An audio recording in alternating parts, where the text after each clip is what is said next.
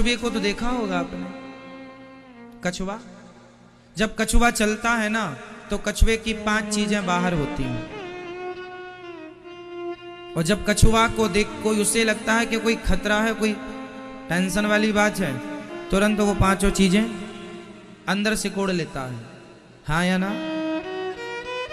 सिकोड़ लेता है, कभी देखा आपने? ये क्या है? जब तक आप देखो कि सब ठीक है, ठीक है, अभी आपका मन भटक रहा है, ठीक है, पर अब देख लो कि समय हो रहा है, समय पूरा बीत चुका है, थोड़ा बचा है, तो अब थोड़ा सा ना मन को समेटना शुरू करो। कछुआ जैसे 5 चीजें अंदर कर लेता है, आपको भी 5 चीजें अंदर करनी है। 5 चीजें कौन कौन सी? इस संसार में सबसे ज्यादा झंझट 5 चीजों की है, टेंशन 5 चीजों से है, समस्याएं 5 चीजों से हैं। ये 5 कंट्रोल हो गई। क्या बात है, क्या कहना फिर? कौन कौन सी? 5 शब्द, स्पर्श, रूप, रस, गंध। अनुवाद सुनिए। 5 कौन कौन सी? कान पहला, शब्द, कानों पर कंट्रोल। 3 का तो हमने बताया ही था विस्तार से, आज उसमें 2 चीजें और जोड़ेंगे। शब्द पर कंट्रोल।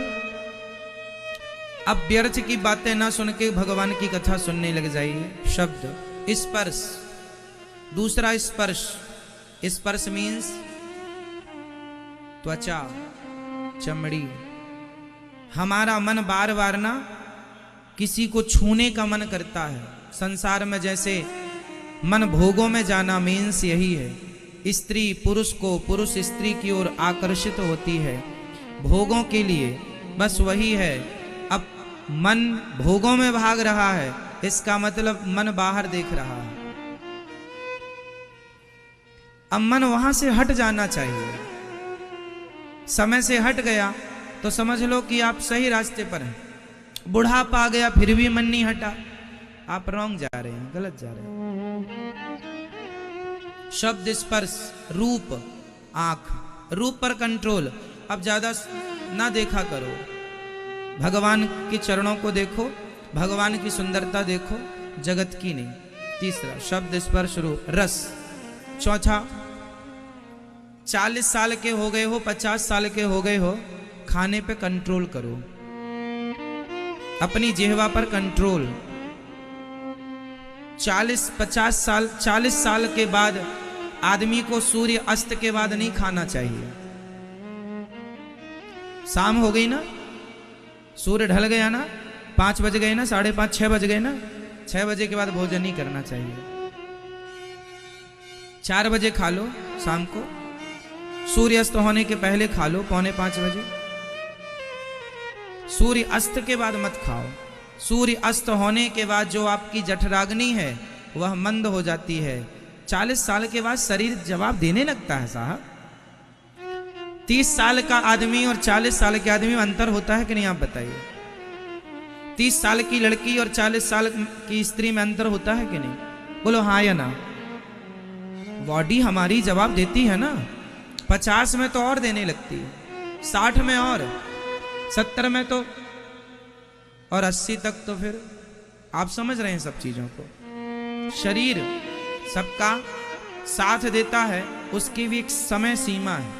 यदि आपने खाने पीने में कंट्रोल रखा तो बुढ़ापे तक आपका 80-90 तक शरीर साथ देगा, ये मेरी गारंटी है। खाने में लापरवाही हुई, तुम्हारी जिह्वा पर कंट्रोल नहीं है, तुम बुढ़ापे में पिज्जा बर्गर ठूस रहे हो, बिल्कुल तुम्हारा बुढ़ापा बहुत दर्दनाक, मरोगे, बीमारियों से घुट घुट के मरोगे। 40 साल के बाद तो खाने में बिल्कुल कंट्रोल। शाम को खाने नहीं। स्वास्थ्य चाहते हो तो की बात कर रहा हूं, और बीमार होके मरना है तब तो हमारी बात मत मानो। स्वास्थ्य अच्छा रखना है, बुढ़ापे में भी देखो, एक आदमी होता है बीमार होके मरता है, एक आदमी होता है बिना बीमारी के चला जाता है। तो कौन सा अच्छा है? बीमार होके मरना अच्छा है या समय पूरा बिना, हम मरते समय भी स्वस्थ रहें, कोई बीमारी ना हो, किसी से गिलास और पानी मांगने की जरूरत ना पड़े, वो मौत अच्छी है। अब बिस्तर में पड़े वहीं मलमूत्र कर रहे हो, ऐसे घुट घुट के मरना पसंद करोगे? और ये सब चीजें तब आएंगी जब खाने में कंट्रोल होगा। नियम बनाओ कि आधा घंटा योग एक्सरसाइज करनी ही है, प्राणायाम करना ही है, आसन करनी ही है, सूर्य नमस्कार की 12 आसन, शरीर को थोड़ा आड़ा तिरछा योग अभ्यास करते रहो। आधा घंटा रोज करो, 30 मिनट, जिसमें कि 15 मिनट आप शारीरिक व्यायाम करो, शरीर को डर बिठक मारो, उठक बिठक मारो, और 15 मिनट कम से कम 15, ज्यादा से ज्यादा घंटा भर, कम से कम 15 मिनट का प्राणायाम तो करो, भस्त्रिका करो, अनुलोम विलोम करो और कपालभाति, ये 3 शरीर के लिए बहुत अमृत है। भस्त्रिका प्राणायाम जो करता है उसे कभी भी लकवा की शिकायत नहीं होती, शरीर एकदम साफ रहता है। जो ब्लॉकेज हो जाते हैं ना, बाईपास कराना पड़ता है। देखो प्रेशर से जब हम हवा लेते हैं और छोड़ते हैं तो शरीर में जितना भी ब्लॉक होता है हवा के प्रेशर से खुल जाता है और शरीर के प्रत्येक अंग में प्रॉपर ऑक्सीजन पहुंचती है, जिससे आप स्वस्थ रहते हैं। मैया सो गई मेरी माँ, रात को खाने का मना कर रहे हैं इसलिए सो रही नहीं महाराज, हम नहीं छोड़ पाएंगे। हम तो 9-10 बजे तक खूब ठूंसते हैं 15-20 रोटी।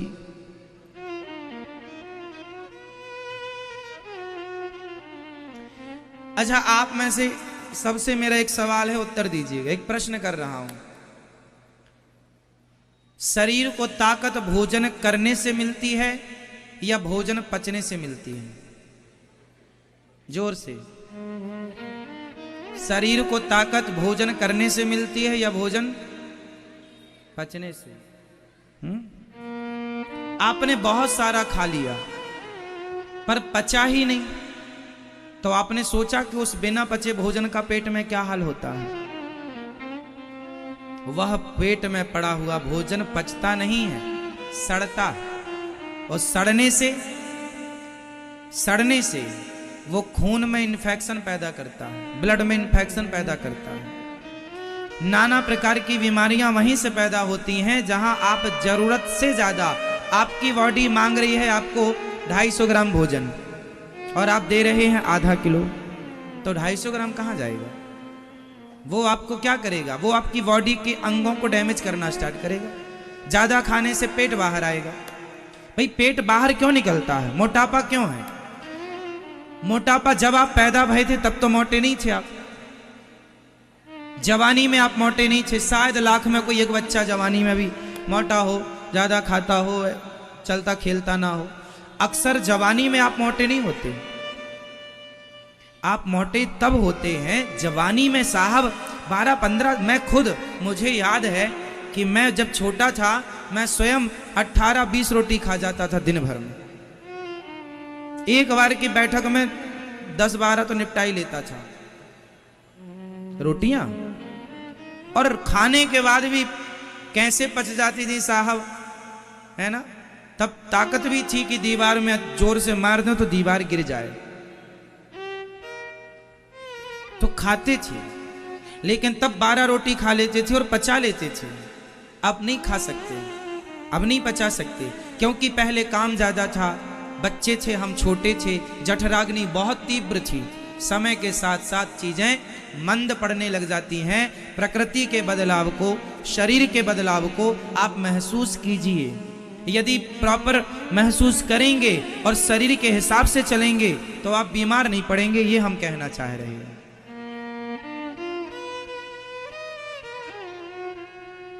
ठीक है, आप उतना ही खाओ जितनी आवश्यकता। और खाने में क्या खाना चाहिए? अच्छा बताओ, रोटी ज्यादा खाना चाहिए कि चावल? दाल ज्यादा खाना चाहिए कि सब्जी? या सलाद ज्यादा खाना चाहिए? क्या ज्यादा खाना चाहिए? कच्चा। पहले चिड़िया कच्चा खाती है कि पका? बंदर कच्चा खाता है कि पका? कच्चा खाता है, इसलिए इंसानों के सिवा आज तक किसी का हॉस्पिटल नहीं है। अब तो कुत्तों के हॉस्पिटल बना दिए कि यहाँ कुत्ता का इलाज होगा, वरना प्रॉपर पहले कहाँ थे कुत्ते का हॉस्पिटल? चिड़िया कौन से हॉस्पिटल में भर्ती होने जाती है? बंदर कौन से हॉस्पिटल में भर्ती होता है? पहले बीमार थे ही नहीं ये लोग, क्योंकि कच्चा अन्न खाते हैं। आप लोग भी पहले इतने बीमार नहीं पड़ते थे, आपके बाप दादों से पूछना, नहीं पड़ते थे। क्यों? क्योंकि पहले कच्चा खाते थे। जैसे अभी खेत में गया आदमी, चने का सीजन है, चने तोड़कर खा लिया, कच्चा हरा चना। मटर का सीजन है, कच्ची मटर खा लिया, है ना। अमरूद का सीजन है, पेड़ों पर अमरूद लगे हैं, 2-4 अमरूद खा लिया, जाम अमरूद। जिसके यहाँ खेतों में पहले फल लगे हुआ करते थे, किसानों के यहाँ जाता था, उसी से पेट। कच्चा ज्यादा खाते थे और आज पका हुआ ज्यादा खाते हैं। जितना कच्चा खाओगे, ककड़ी, मूली, चुकंदर, टमाटर, गाजर, कच्ची मटर, कच्चे चने, गुड़, इन सब चीजों को जितना खाएंगे उतने लंबे जिएंगे, स्वस्थ जिएंगे। और जितना पका के खाएंगे, गाजर कच्ची खाना और गाजर का हलवा खाना, क्या बेहतर है बॉडी के लिए? बोलो।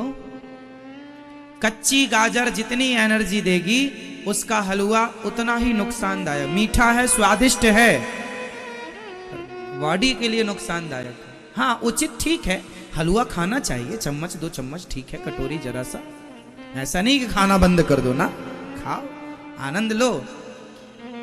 पूरा हलवा तुम ही खा लोगे और किसी को नहीं खाने दोगे, फिर वो हलवा तुम्हें सोने नहीं देगा।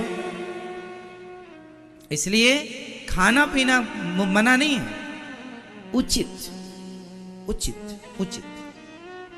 पेट बाहर क्यों निकलता है?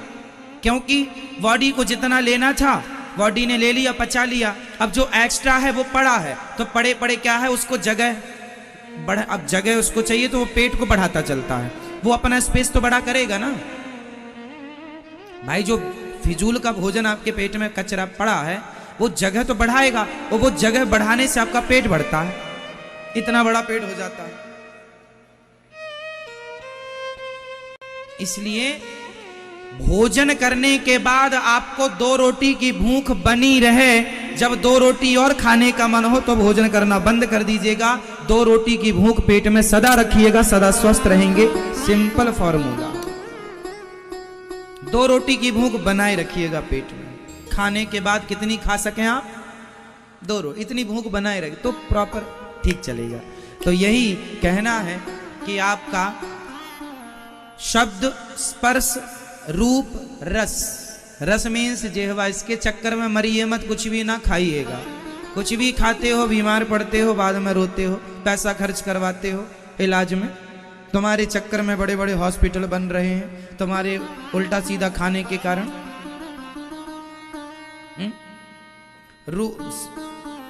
रूप, रस, गंध। तो शब्द, स्पर्श, रूप, रस और 5वां गंध, नाक। 5 पे कंट्रोल, गंध पे कंट्रोल। गंध मीन्स हम सुंदर सुंदर इत्र, परफ्यूम इत्यादि लोग यूज करते हैं, सूंघते हैं, अच्छा खुशबू आ रही है, अच्छी खुशबू है ना। तो ये सूंघाने का काम नाक का है, दिखाने का काम आँख का है, सुनाने का काम कान का है, छूने का काम चमड़ी का है, स्वाद का काम जिह्वा का है। ये 5 लोग हैं। यदि इन 5 के वश में आप हो गए तो 5 आपकी लुटिया डुबा देंगे। इसलिए 5 के अधीन मत बनना। 5 को अपने अधीन करके 5 को भगवान की सेवा में लगा दो। आँख को भगवान की सेवा में लगाओ, चल भगवान का दर्शन कर। कान को सेवा में लगाओ, चल भगवान की कथा सुन, है ना। जिह्वा को भगवान की सेवा में लगाओ, चल भगवान का नाम जब, सीताराम सीताराम श्रीमन नारायण। चल कहाँ जा रही है? स्वाद के चक्कर में, ये राम नाम का स्वाद ले, है ना। और चमड़ी को ये छूने का तुम्हें ज्यादा ही शौक है तो अपने माता पिता के गुरुजनों के चरणों को छुआ करो, चरण दबाया करो, भोगों से मन हटाओ और सेवा में मन लगाओ। और सूंघना ही है तो निर्माल्य सूंघिए। निर्माल्य मीन्स जो पुष्प भगवान को चढ़ा होता है वो उतारने के बाद, जब हम उतारते हैं ठाकुर जी के चढ़े पुष्प, उतार कर जब हम उसकी गंध लेते हैं, उसे सूंघते हैं, तो तो नाक की सार्थकता तब होती है जब भगवान के चरणों में चढ़े हुए पुष्प की खुशबू हम लेते हैं, तो वो खुशबू ऐसा माननी चाहिए कि वही गोविंद की खुशबू हमने ली है। तो नाक जब भगवान की खुशबू ले तब नाक नाक है। परफ्यूम इत्यादि में क्या, आप लोग बहुत परफ्यूम इत्यादि इत्र इत्यादि डालते होंगे। ये दास अनिरुद्ध की मेरी आदत है, मैं कभी कोई परफ्यूम कोई इत्र यूज नहीं करता। ठाकुर जी को कभी इत्र लगाता हूँ, ठाकुर जी को कि आप रखिए, आप लगाइए। हमारी बॉडी को हम इत्र नहीं लगाते ना, कपड़ों में इत्र लगाते। आप कभी हमारे आसपास रहते हैं, देखें हमारे शरीर से कोई खुशबू आती है? कोई इत्र हम यूज ही नहीं करते। क्यों नहीं यूज करते? क्योंकि हमें पता है, क्या हम दिखावटी और बनावटी जिंदगी नहीं जीते। हमें पता है कि शरीर में कितना भी इत्र लगाएंगे आनी तो दुर्गंध ही है, इसलिए अपनी दुर्गंध छिपाएं क्यों? हे गोविंद, हम जैसे हैं वैसे ही देख लो आप। हम तो दुर्गंध से भरे हैं, आपको ऐसा पसंद है तो ऐसे ही हूं मैं। अब खुशबू लगा के भगवान के आगे जाके क्या फायदा? खुशबू ठाकुर जी को लगाते हैं, अपने को नहीं। आप एक नंबर के गंधाने वाले आदमी हो, बोलो हाँ या ना। आपके शरीर से सुगंध निकलती है, दुर्गंध, बोल दो मैया। शरीर से क्या निकलती है? खुशबू, सुगंध या दुर्गंध। अच्छा एक बात और, शरीर की नेचुरल भी एक गंध होती है, बॉडी की अपनी एक नेचुरल गंध भी होती है। और हमारे शरीर से केवल दुर्गंध, सवेरे आंखों में देख लो तो कीचड़, दुर्गंध। कान में उंगली डालो, दुर्गंध। सवेरे सवेरे किसी का मुंह आप सूंघ कर देख लीजिए, दुर्गंध से भरा होगा। बगल में दुर्गंध। मलमूत्र का, तो मलमूत्र में खुशबू तो होती ही नहीं है। शरीर में पसीना है, गर्मी में आप पसीने भरा शरीर, आप मोजे पहनते हैं गर्मियों में, जरा 2 घंटे चलिएगा और गर्मी का समय है और जूते से मोजे उतार निकाल लीजिए, देखो कितना गंधाता, पूरा घर भर जाता है दुर्गंध से। हाँ या ना? शरीर दुर्गंध का ही चलता फिरता घर है, दुर्गंध का। इसलिए हम छिपाएं क्या? आदमी ना जैसा है वैसा नहीं जाता भगवान के आगे, वैसा दिखने नहीं चाहता। यही कपट है, कपट है। और भगवान कहते हैं निर्मल मन जन सो मोहि पावा, मोहि कपट छल छिद्र न भावा। तुम जैसे हो वैसे ही चले आना, वैसे ही मैं तुम्हें स्वीकार करूंगा। इसलिए ये दास अनिरुद्ध जैसा है वैसे ही है। मैं जैसा अंदर हूं वैसे ही बाहर हूं, अंदर कुछ और बाहर कुछ और। ये अच्छा नहीं लगता हमें, कपट अच्छा नहीं लगता। हम तो भाई देखो छोटी सी जिंदगी लेकर आए हैं, थोड़ा सा जीना है, निष्कपट जीना चाहते हैं, कपटी जीवन नहीं जीना चाहते, है ना? आप लोग भी सिद्धांत बनाओ, रियल जो है ना, रियल रियल है, इसलिए दिखावा नहीं है। कई लोग ना जिंदगी दिखावे में जीते हैं, दिखावे। उसने 50 लाख का कोठी बनाई है, घर बनाया, हम भी बनाएंगे। क्यों दिखावा कर रहे हो? तुम घास की झोपड़ी लायक हो तो घास की झोपड़ी में रहो ना, खुश रहो। यदि तुम्हारे पास है बनाओ, दूसरों को देख के ना करो। अपनी लाइफ जियो, अपने आनंद से जियो, पर किसी की नकल ना करो।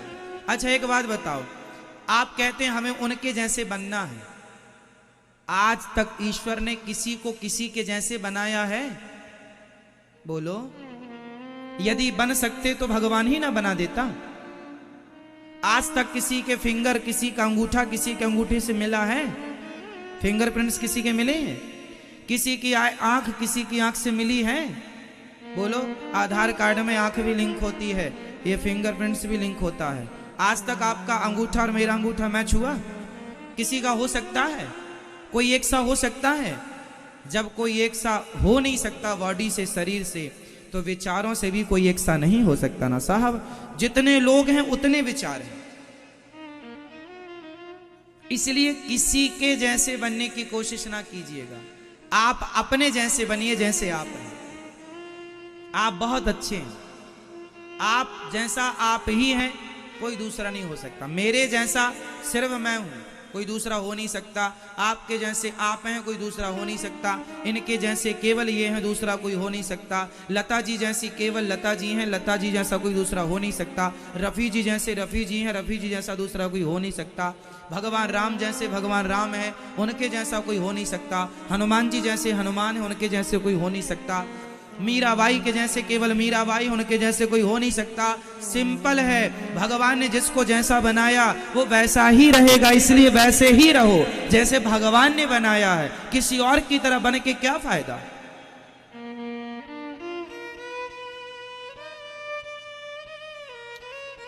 हमें नहीं बनना किसी की तरह,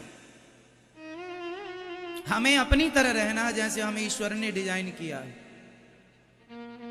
हम सांवले हैं, सांवले रहेंगे। हम गोरे हैं, हम गोरे रहेंगे। हम लंगड़े हैं, हम लंगड़े रहेंगे। हम बहरे हैं, हम बहरे रहेंगे। हम मूर्ख हैं, हम मूर्ख रहेंगे। हम विद्वान हैं, हम विद्वान रहेंगे। जैसा भगवान ने बनाया है वैसे ही रहोगे। बस वैसे में खुश रहना सीख लो, बस ये आपके लिए है। जैसे बनाया विधाता ने वैसे में खुश रहना सीख लो। हम लोग क्या करते हैं, परेशान रहते हैं। अरे हमारी तो एक आंख में दिखता नहीं, उनकी तो दोनों आंख में दिखता है। कोई बात नहीं भाई, मैया ओ मेरी माँ जगा दो मैया को, नहीं पीछे वाली। तो आप बहुत अच्छे हैं। क्यों मेरी माँ, आप कैसे हैं? अच्छे हैं? बोलो मेरी माँ, क्या आप किसी की तरह हो सकती हो? आप लोग भी देखते हैं उनको, अरे हम उनकी तरह हो जाएं। उनकी तरह दिखने के लिए लोग क्रीम पाउडर पोतने लग जाते, हम भी गोरे हो जाएं। तुम सांवले अच्छे हो, तुम काली अच्छे हो, तुम गोरी अच्छे हो, जैसे हो बहुत अच्छे हो। अपने को किसी और की तरह बनाना मतलब अपना सबसे बड़ा अपमान करना है। अपना अपमान करना है।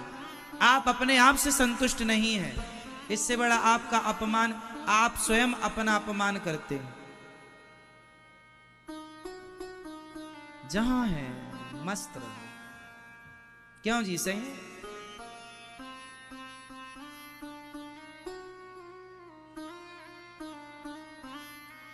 अटल जी जैसा अटल जी ही होंगे, कोई दूसरा नहीं हो सकता। मोदी जैसा मोदी जी ही होंगे, कोई दूसरा नहीं हो सकता। और राहुल जैसा राहुल ही होगा, कोई दूसरा नहीं हो सकता। सब अपनी अपनी जगह भगवान ने जिसको जैसा बनाया है, कोई दूसरे की तरह बन ही नहीं सकता। क्यों जी, सही? आपकी तरह आप अच्छे। मेरे हिसाब से तो भाई अपनी तरह रहना चाहिए, किसी और की तरह बनने की कोशिश। हाँ, अच्छे आचरण चुन लो, अच्छे आचरण चुन लो, अच्छी बातें चुन लो, उन अच्छी बातों पर अमल करो, अच्छे रास्ते पर चलो। फिर आप जैसे हैं ना वैसे में ही आपका नाम होगा, आपकी पहचान होगी।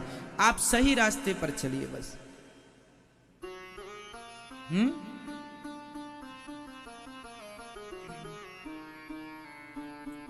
राजन, तुमने बड़ा उत्तम प्रश्न किया है। वरीयाने सते प्रश्नः कृतो लोकहितं नृपः नृप आत्मवित् सम्मतः पुंसाम श्रोतव्यादिषु यः परः। आपने बड़ा उत्तम प्रश्न किया, जीव मात्र के कल्याण के लिए प्रश्न किया। निद्रया ह्रियते नक्तं व्यवायेन चवावयः दिवाचार्थे हया राजन कुटुंब भरणेन वा। निद्रया, हमें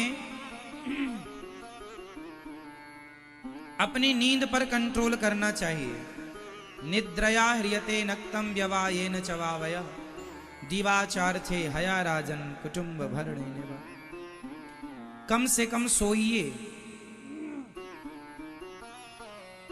जीवन में आगे बढ़ना है, सफल होना है तो अपनी नींद पर कंट्रोल। किस पर कंट्रोल? नींद पर। ज्यादा सोना अच्छा होता है या कम?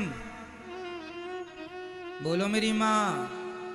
हाँ, ना कम ना ज्यादा। कितने घंटे की नींद लेनी चाहिए हमें 24 घंटे में? बोलो मेरी माँ। कम से कम 6 घंटा। ये दास अनिरुद्ध केवल 6 घंटा ही सोता है। मेरे भाग्य में 7 घंटा सोना नहीं लिखा, ना 8 घंटा। 8 घंटे को तो सोच भी नहीं सकते। 6 घंटा हम रात में ही सोते हैं, बस दिन में सोने का कहां समय रखा है। और रात में भी काम पूरा करके सोते हैं। जो जिम्मेदारी विधाता ने दी है वो जिम्मेदारी पूरी करते हैं, सोते हैं और सवेरे फिर जागते हैं जल्दी से। सवेरे जागकर हम पहले योग करते हैं, योग अभ्यास प्राणायाम करते हैं, फिर भगवान जी का पूजन करते हैं, संध्या करते हैं, गायत्री का जाप करते हैं, सूर्य अर्घ देते हैं, फिर हवन करते हैं। नित्य हवन करते हैं। फिर हम अध्ययन स्वाध्याय करते हैं, पढ़ते हैं। 1 घंटा रोज पढ़ते हैं। 1 घंटा नहीं, लगभग 2 घंटा रोज। 1 घंटा पढ़ते हैं और 1 घंटा पढ़ के फिर सुबह जल्दी 8 सवा 8 बजे अन्य क्षेत्र की सेवा होती है, अन्य क्षेत्र में आ जाते हैं। अन्य क्षेत्र बांटना है, फिर बंदरों की सेवा, फिर गायों की सेवा, फिर सेवाएं, ब्राह्मणों की चरण सेवा, माताओं की चरण सेवा, सेवाएं लग जाती हैं। फिर आपसे मिलना, फिर बीच में प्रसाद पाना, भोजन करना, भोजन करने के बाद फिर आपसे मिलना, कार्य करना, बीच में थोड़ा सा पढ़ना, उसके बाद फिर स्नान करके आपको कथा सुनाने आना। कथा सुना करके शाम को फिर आपसे मिलेंगे। आप दूर दूर से आते हैं मिलने के लिए, इसलिए दास हर समय आपके लिए तैयार रहता है आप लोगों से मिलने के लिए, ताकि आप आए दूर दूर से तो आपको ये न लगे कि हम मिले नहीं। और फिर आपसे हम प्रश्नोत्तरी भी करते हैं 1 घंटा रोज 7 बजे से। अभी देखो 6 बजे तक तो कथा सुनाएंगे, 6 बजे सुना के फिर जाके आप लोगों से मिलेंगे। मिलने के बाद 10 से 15 मिनट में अपना सारा काम देखेंगे कि क्या क्या काम हुआ आज दिन भर में। 15 मिनट में पूरा विजिट करेंगे कि क्या क्या हुआ, और फिर 7 बजे से आपको प्रश्नोत्तरी सुनाएंगे। प्रश्नोत्तरी के बाद फिर आपसे मिलेंगे, फिर मिलेंगे, उसके बाद फिर विश्राम की ओर। और विश्राम जाते ही विश्राम नहीं, दिन भर के जो काम होते हैं वो रात्रि को निपटाए जाते हैं कि क्या काम बचा है, क्या काम। कार्य बहुत है, जिम्मेदारी गोविंद ने जो दे रखी है। हम तो भगवान की पुतली बनकर, कठपुतली बनके जो जो ठाकुर जी ने कार्य दिया है उनके कार्य को उनके आदेशानुसार वैसे ही करते रहते हैं। मेरी अपनी जिंदगी मेरी नहीं है, अब मेरी जिंदगी पर मेरा कोई अधिकार नहीं। मेरा उठना बैठना खाना पीना आपके लिए।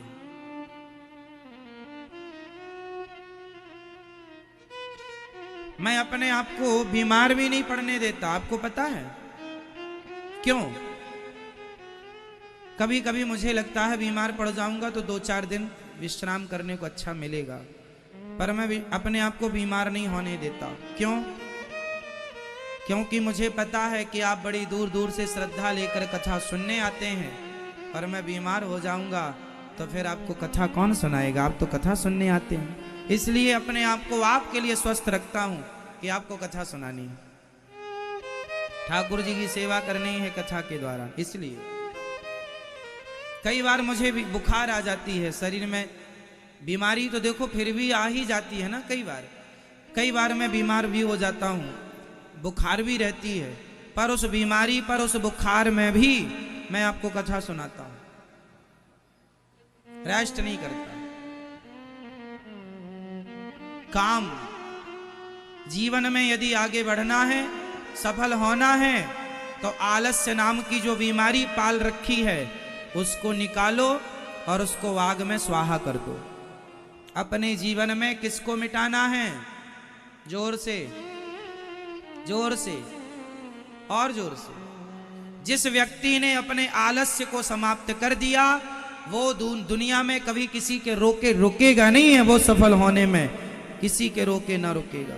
आलस्य का त्याग कर दीजिए बस। आपके पांव की सबसे बड़ी जंजीर यदि कोई है तो आपका आलस्य। प्रमाद है। मैं अपने शरीर को शरीर के हिसाब से नहीं रखता, मैं अपने हिसाब से अपनी बॉडी को रखता हूं। शरीर पर मन पर कंट्रोल, यही तो इंसान। अरे कुत्ता मन पर कंट्रोल नहीं कर सकता, मैं बिल्ली से नहीं कह सकता है बिल्ली तू कंट्रोल कर मन पर शरीर पर, ए चिड़िया तू मन पे कंट्रोल कर, ए हाथी तू मन पे कंट्रोल कर, नहीं, उनसे नहीं कह सकता, ना वो कर सकते। एक इंसान ही है जो मन को कंट्रोल करने के लिए, मन को संयमी बनाने के लिए पैदा होता है, और जीते जी मन पे कंट्रोल ना कर पाए, अपनी बॉडी पर, अपनी इंद्रियों पर, अपने विचारों पर, अपनी वाणी पर कंट्रोल ना कर पाए, तो इंसान किस बात के हो साहब, फिर तो जानवर हो। जिस आदमी के अंदर कोई कंट्रोल ही नहीं, तो आदमी किस बात के हो, दिखने वाले हो आदमी हो नहीं। इतना भी ढील ना दो। महापुरुष ने कहा है सितार के तारों को इतना ढीला ना छोड़ो कि वो बजे ही ना, और इतना भी ना कसो कि टूट जाए, इतना कसो जिससे उससे मधुर मधुर सुर निकलता रहे। क्या बात है, ये जीवन है सितार की तरह। मन को इतना भी ढीला ना छोड़ दो कि मन, रावण ने अपने मन को ढीला छोड़ दिया तो उसके मन ने उससे पराई नारी का हरण करवा लिया कि नहीं? रावण ने हरण नहीं किया सीता मां का, रावण के मन ने हरण करवाया है। सहमत हैं आप इस बात से कि नहीं? बोलो हाँ या ना। हाँ, रावण के मन ने रावण से सीता मां का क्या कराया? हरण कराया।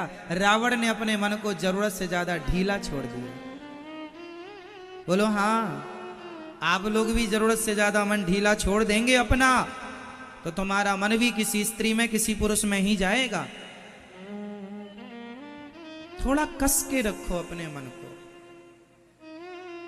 मन वहां जाए जहां आप उसे ले जाना चाहते हैं, मन वहां ना जाए जहां आप चाहते ही नहीं है जाना।